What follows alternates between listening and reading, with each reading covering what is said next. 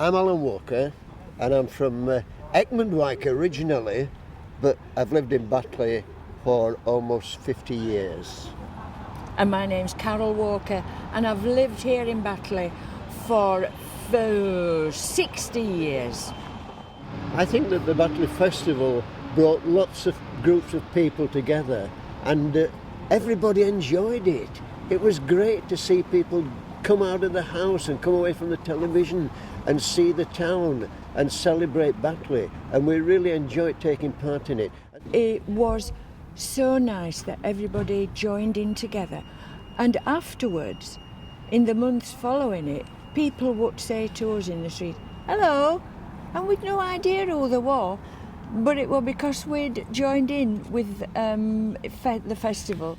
Of course, we're like people. We just can't stop, once we start. We love to do things like the dialect, because... and we love to dance as well. I particularly like the funny bits, because it makes people laugh and it makes them interested. So we like that sort of thing. We want the people of Batley to know that it's still going on.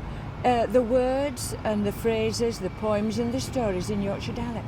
The elderly people of Batley would think, well, we used to say that, the gormless goat. And, it's as leaking as a posse-eared.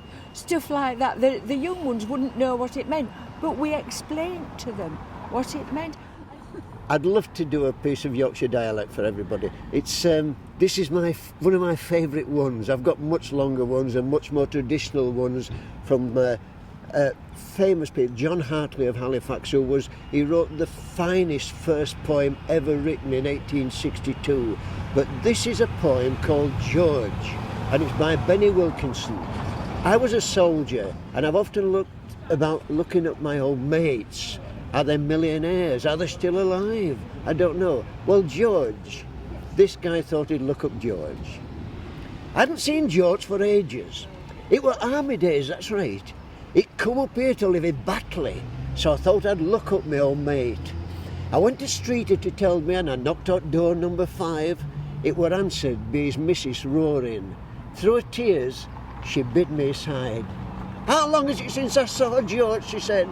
Her face were all worried and teared, 'cause there's come at a right back time, old cock. He's upstairs at Coffin Deard. I stood there all assin' and shacking, and me thoughts of poor George recollect. I said, "Sither, if it's none too much trouble, can I nip up and pay me respects?" It coffin lay George like a statue. His boots were laid neat at his foot. On his ease were 2 10-pence pieces. It were best way of keeping 'em shut. Now yon George threw me head off borrowed, and paying out back, he never could face. I whipped 10-pence pieces off sharpies and shoved 2-pence pieces in place. I went back downstairs to his missus. Her face were all worried and tense. "Can they see any change, George?" she said. I said, "Aye, about 16-pence. Well, my piece, it's older than Alan's piece. It's a very old piece, and it involves using the word cellar oil. And cellars, some people won't know what a cellar is, but it's a basement underneath the house that we used to keep things that we normally keep now in a fridge. But there'll be 1 or 2 words in this you'll remember, or you can ask your mother. It's called "We're all down at cellar oil, we're muckslarts at windows. We've burnt all as best coil, and we now burn in cinders. When Bum Bailey comes, he'll never find us, 'cause we're all down at cellar oil, we're muckslarts at windows." But I'll give you the translation of it. And the translation is, "We are all down in the basement, where the dust accumulates upon the casement. We have used all our anthracite and are now burning the remainders. When the landlord's representative calls, he will never locate us, because we're all down in the basement, where the dust accumulates upon the casement." How many words did you know? Did you know what the Bum Bailey is? No, I knew what cellar oil. No, not cellar oil.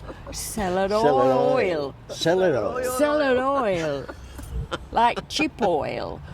You're not supposed to enjoy your work like this, you know. No, but it's nice to laugh.